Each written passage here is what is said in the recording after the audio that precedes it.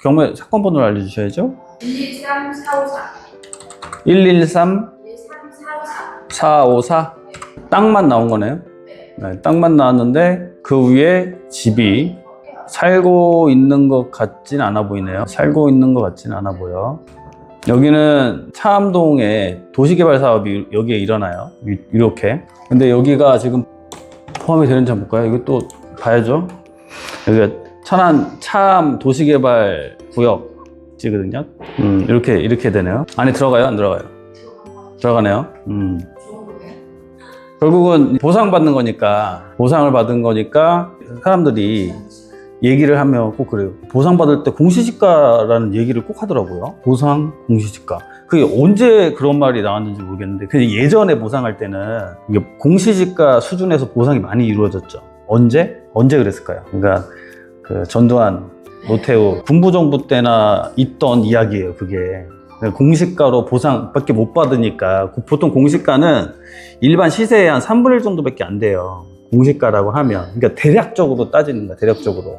그래서 꼭 얘기를 하면 보상하면, 공시가밖에 못 받지 않나? 이런 생각을 하는데, 지금은 무조건 시세 보상이에요. 시세대로 보상을 해주는 거예요. 그러면 만약에 이거는 이제 뭘 봐야 되냐면, 그럼 보상가는 시세대로 보상을 해주는구나 라고 하면 감정가를 좀 참조할 필요성은 있어요. 근데 이걸 주의해야 될 건 뭐냐면, 혹시라도 여기가 도시개발 사업지가 돼가지고, 도시개발 사업지가 되면 이게 뭐가 돼요? 자연 녹지에서 예를 들어서 이게 이 땅이 채권자들이 너무 많아가지고 보상금 지급을 못했는데, 보상 못해도 도시개발 사업은 계속 진행이 되죠. 근데 개발이 사업이 진행이 돼가지고 이게 예를 들어서 이종 일반 주거지역이나 또는 공업지역이나 이런 땅으로 바뀌었어요. 용도지역이. 그러면 그 용도지역을 평가할 때 이 감정평가사는 현황으로 평가를 하거든요. 그러니까 뭘로 평가하겠어요? 이종 일반 주거지역이네. 이걸로 평가를 하는데, 근데 중요한 건 뭐냐면 보상금을 지급할 때는 사업인정고시일이라고 있어요. 사업인정고시일 기준으로 보상을 평가를 해요. 그러니까 사업인정고시일 이후에 나무를 심거나 거기에 뭐 건물을 올리거나 그럴 수도 있잖아요. 여기야 개발된대, 그럼 보상 받아야지 하면서. 그러니까 사업인정고시라는 건 뭐냐면, 야, 이제 여기 사업할 거야 라는 거를 공공연한 사람들한테 이제 공지를 하는 거예요. 그러니까 사업할 거니까 이제 여기 더 이상 개발 이런 거 하지 마 라는 거야. 근데 아까도 말씀드렸듯이 이 사업인정고시일 이후에 경매가 진행이 되면 감정평가를 용도지역이 변경된 상태로 감정평가를 하는 경우가 있단 말이죠. 근데 얘는 지금 보니까 용도지역은 일단 자연녹지 지역이고 도시개발 구역 지정은 된 거예요. 일단 구역 지정은 됐어. 근데 여기서 중요한 건 어쨌거나 이게 평가를 할 때 자연녹지 지역이고 도시개발 구역이 지정된 걸 감안해서 평가를 한 게 아니라는 거지. 그래서 지금 여기는 이 시세를 대략적으로 보면 맞을 것 같아요. 시세가 대략적으로 91평이네요. 자, 91평 220만 원 정도 감정을 한 거예요. 220 비싸요? 싸요? 가격이 싼 거 아니에요? 협의하면은 좋아져요. 가격이. 여기 차암동이잖아요. 아까 여기 얘기한 차암동. 다 이상이지 않을까요? 가격. 그러니까 이거 차암지구가 이렇게 생겼어요. 그죠? 지금 그림을 대략적으로 그리면 이렇게 가요. 우리 차암 도시개발 구역이. 도시개발 구역 안에 들어가고. 자, 토지이용계획원을 한번 볼게요. 자, 토지이용계획원 상으로도 지구 단위 계획 구역으로 일단 지정은 됐습니다. 그죠? 천안 차암 도시개발 구역. 여기도 도시개발 구역. 그리고 도시개발이 더 진행이 되면 여기가 이제 용도지역이 변경될 수는 있지만 어쨌거나 지금은 용도지역이 변경되거나 그러진 않았어요. 그래서 제 생각에는 여기가 감정가 얼마 220이라고 했잖아요.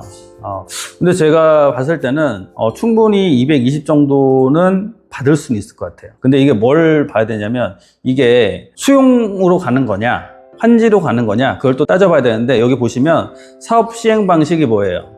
차암지구의 사업 시행 방식이 수용 또는 사용이야. 그러니까 현금으로 다 보상을 해주는 거예요. 물론 현금을 보상한다고 해서 모든 사람이 현금을 받는 건 아니에요. 부재지주 같은 경우는 채권으로도 보상을 받고요. 근데 부재지주가 아니라 우리 지금 여긴 천안에서 진행되는 거잖아요. 그럼 천안에서 주거지, 인접지 주거지를 주고 있으면 현금 보상 받는 거고. 그래서 이거 같은 경우에는 여기도 보시면 얘도 언제까지 하려고 그랬어? 시간을 볼까요? 사업 기간이 나와 있지는 않네요. 여기에 보니까. 그래서 이게 어떻게 봐야 되냐면 그러니까 내가 이거를 지금 갖고 있는다고 해서 여기서 월세가 나오는 것도 아니고 아무것도 나오는 게 없잖아요. 그죠? 근데 어쨌거나 이 사람들이 사업을 진행하기 위해서는 보상을 해야 되잖아요. 그죠? 그러니까 보상을 해야 되니까 언제 보상을 받을 수 있냐가 관건이죠.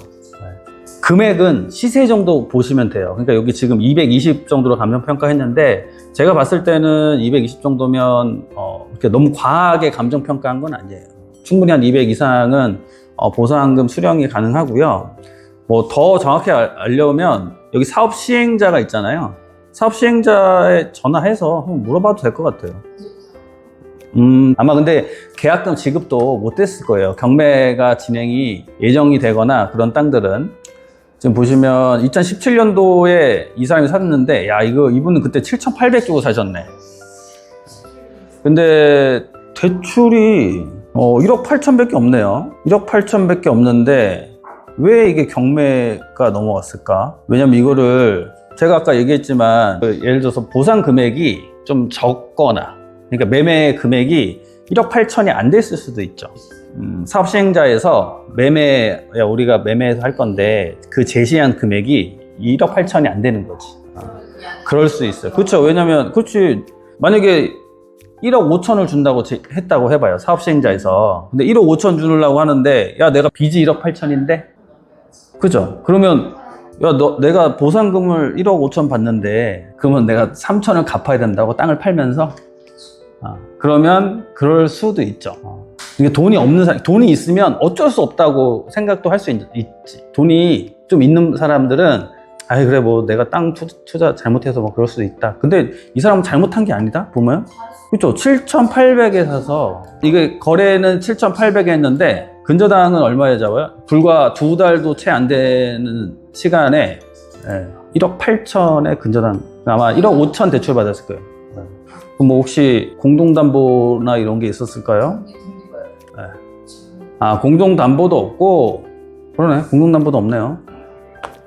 그래서 이거 한번 전화해서 물어봐도 될 것 같아요. 전화해서 사업시행자나 아니면 채권 담당자한테 한번 물어보시죠. 이 사람도 알고 있을 거거든요. 채권 담당자 김용재 부장님 전화해서 이것저것 물어보는 거지. 보상금 받는 땅 같은데 요거 그러면 보상금이 1억 8천도 안 되게 책정이 됐나 봐요. 왜 경매가 됐어요? 이런 식으로 물어볼 수 있잖아요. 그래서 물어봐서 예를 들어서 아니에요 이거 1억 8천 넘게 나올 것 같은데 라든지 그러면 뭐 그런 근거가 있나요? 라든지 그래서 만약에 물어봐서 요거 1억 8천 정도 나온다고 하면 지금 최저가가 1억 4천이잖아요. 근데 감정은 2억 1000인데 2억 100인데 왜 감정가가 1억 4천 밖에 안 나와요? 감정가가 1차가 그 이유는 여기 보면 알 수 있어요. 감정은 2억 100인데 이 제시외 건물, 아까 그 건물 있죠? 이 건물로 인해서 토지 사용에 제약이 있잖아요. 제약에 따르자 보니까 소유권 행사 제한을 받기 때문에 보통 30% 저감을 합니다. 그래서 이렇게 이런 일이 발생해요. 그래서 이런 것들은 예를 들어서 한 1억 8천, 9천 정도 보상가를 예측할 수 있다고 하면 2년, 3년 안에 보상만 이루어진다고 하면 그건 4천 정도 받는 거예요. 물론 이제 여기서 또 봐야 될 거는 대출까지도 한번 좀 생각을 해봐야겠죠. 대출이 안 되면 내 돈, 생돈이 1억 4천 들어가야 되는 거고 근데 대출이 이 건물 매각 제외 때문에 조금 어려울 수 있어요. 그렇다고 안 되는 건 아닌데 일부 깎여서 그러니까 원래는 낙찰가에 보통 80%는 받잖아요. 근데 이거 같은 경우에는 이 건물 매각 제외 때문에 낙찰가 60, 50 뭐 이 정도. 그러면 저거를 낙찰 받은 다음에 그거를 건물 철거 굳이 저는 그럴 필요성을 못 느껴요. 왜냐면 건물은 어차피 이 사업 시행자 있죠. 차암 도시개발구역의 사업 시행자에서 그 사람들이 해주는데 굳이 돈 들여서 할 필요가 있나. 보통 이런 것들은 협의할 수 있는 여지도 있거든요. 그러니까 내가 이걸 빨리 소유권을 가져오면 차암 도시개발 시행자랑 해서 야 우리 매매계약 그럼 이렇게 다시 체결하자 해가지고 왜냐면 매매 계약을 못했으니까 그런 거잖아.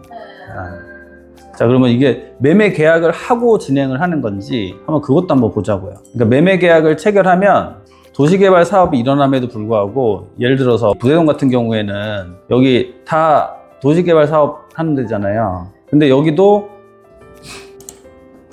실거래가가 다 나오죠. 이렇게 뭐 300만 원, 320만 원, 여기 400만 원도 있네. 400, 320 다 이렇게 나오죠. 그러니까 이것도 도시개발 사업이 진행됐는데도 다 매매 계약을 체결하기 때문에 이렇게 거래가액이 다 나오는 거예요. 그러면 여기도 차암동도 한번 가볼게요. 차암동을 갔더니 얘들은 21년도에 계약을 했네요. 21년도에 계약을 했는데 여기 외곽 도로들은 보니까 한 200만 원 정도, 그리고 안에 있는 땅들은 120, 140, 여기 200, 여기도 200짜리도 있고 한데 생각보다 좀 싸게 거래를 했네. 왜냐면 이런 데들은 보시면 다 맹지잖아요. 맹지다 보니까 이렇게 좀 싸게 거래한 것 같아요. 이것도 맹지니까 싸게 거래를 했고, 여기도 길가니까 여기도 한 180만 원. 이 안쪽 땅들은 다 130. 싸게 사긴 싸게 샀다. 엄청 싸게 산 거예요. 그러니까 지금 나온 이 땅도 보면 만약에 130을 불렀어 봐. 그럼 이게 90평밖에 안 되는데, 그러면 1억 1,700을 제시했겠죠. 그럼 1억 1,700을 제시했기 때문에 이게 거래가 안 된 걸로 보여져요. 그리고 결국은 경매로밖에 해결이 안 되는 거지. 내가 반대한다고 이 도시개발 사업이 진행이 안 되는 건 아니고, 나중에는 결국은 이제 수용으로 가요. 그냥 지금은 다 매매 계약을 체결하면서 토지 사용 승낙을 해서 도시개발 사업이 이제 진행이 되는 거거든요. 근데 이거 같은 경우에는 어쨌거나 이분은 매매 계약 체결을 못 했잖아. 그러니까 사용 승낙도 당연히 못 했고, 그럼에도 불구하고 동의율이 기준을 넘어서면 진행은 되는 거예요. 그럼 결국은 나중에는 이제 여기가 보상으로 가는 거죠. 이 토지주 같은 경우는. 근데 보상가가 그럼 130 정도냐? 아니, 주변 사람부터 130 정도 거래했는데 130이냐? 그건 아니에요. 보상할 때는 감정을 새로 받아요. 감정을 새로 받기 때문에, 그래서 제가 말씀드리는 게 130은 아니야. 그래서 시세 감정이 될 가능성이 크다라는 거죠. 그리고 이게 땅이 뭐 400평, 500평, 1000평이 되는 게 아니잖아요. 그렇게 되면은 감정 결과에 따라서 금액 차이가 너무 많이 나잖아. 근데 이거 같은 건 90평밖에 안 돼요. 그러면 충분히 제 생각에는 조금 더 받을 수도 있을 것 같다. 근데 지금 최저가가 얼마냐면, 그러니까 이런 걸 한번 해보시는 것도, 경험 삼아 해보시는 것도, 경험하기 싫어요?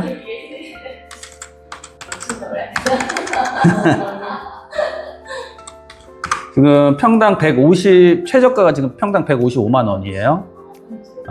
그러면 나중에 감정을 했는데 150밖에 안 나올 수가 있을까요? 그렇죠. 그렇죠. 지금, 그럼 경매 감정 평가한 사람은 뭐가 돼? 그럼 얘는, 똑같은 감정 기관에서, 동일한 조건에서 감정을 했는데, 얘는 감정평가가 2억이고 얘는 1억 4천이면 말이 안 되잖아요. 그렇죠. 근데 비슷하지만 이게 어떠한 목적에 따라서 약간 달라지긴 해요. 그러니까 이게 담보물 평가, 그러니까 대출을 나가기 위한 담보물 평가할 때는 되게 타이트하게 약간 보수적으로 평가를 하고, 그 다음에 이것처럼 경매 감정 같은 경우에는 약간 좀 여유 있게 평가를 하죠. 그래야 다치는 사람이 하나도 없어요. 만약에 이거를 1억으로 평가를 했어 봐. 그러면 누가 다쳐요? 채무자도 다치지만 채권자도 손해를 보잖아요. 채무자도 당연히 내가 이거 1억 4천에 팔 수 있었던 거 너 때문에 1억에 팔았어. 이렇게 될 수도 있으니까. 그래서 보통은 좀 여유 있게 하는 편이고. 근데 보상 감정은 좀 다르죠. 보상 감정도 물론 어느 주체가 감정평가를 맡느냐에 따라서 좀 달라지긴 해요. 어느 주체. 그러니까 토지주 쪽 감정평가사, 사업 시행자 쪽 감정평가사가 당연히 다르겠죠. 누구한테 의뢰받았냐에 따라서 조금은 변경될 여지는 있지만, 이거 제가 봤을 때는 아까 말씀드린 지금 현재 150 이상은 충분히 가는 땅이다라고 보여져요. 그러니까 21년도에 지금 여기 거래된 것들을 보고 21년도에 여기 보시면 뭐 140, 그 다음에 뭐 200짜리도 있고 뭐 100짜리도 있어, 100짜리. 그리고 뭐 160, 130, 140, 거의 제가 볼 때 한 130 정도 선에서 좀 타입을 본 것 같아요. 그리고 좀 토지가 작거나 아니면 도로에 붙어 있거나 하면 조금 더 준 것 같아요. 여기까지도 다 130 이렇게 되잖아요. 130, 130. 그래서 이거 너무 130만 보면 좀 힘들고, 물론 한 번 더 기다려서 뭐 한 번 더 떨어지면은 이제 1억 초반까지 떨어져요. 그러면 130, 140 해도 그 정도 줘도 남긴 하죠. 그러니까 이런 투자가 이제 보상 경매, 토지 보상 경매 중 일부입니다. 미지급 용지 투자도 있고요. 토지 보상과 관련된 투자는 그 분야도 무궁무진해요. 도로 보상, 아니면 뭐 유지 보상, 국어 보상, 지금 이것처럼 도시개발 사업지 보상, 예전에는 공원, 도시자연 공원에 대한 보상, 이거는 보상으로 접근하시면 되고, 여기 회사에 전화해서 네, 요 채권회사 쪽에 전화해서 물어봐도 이 사람들도 이 경매 관련돼서 많이 아는 사람들이고 하니까 아마도 얘기를 해줄 가능성이 높아요. 그런 식으로 방향을 잡으시면 이 물건은 근데 어떻게 이렇게 보셨대? 딱 지금 나온 지 입찰 13일 전이니까 어제 나왔거든요. 그러니까 저도 못 봤던 거지. 네. 입장이 딱딱지 하우스는 현실을 봤더니 차암동이 저 만나본 적은 없더라고요. 없었는데 차암동이 나올 땅이 없어요. 나올 때도 없고요. 그렇습니다.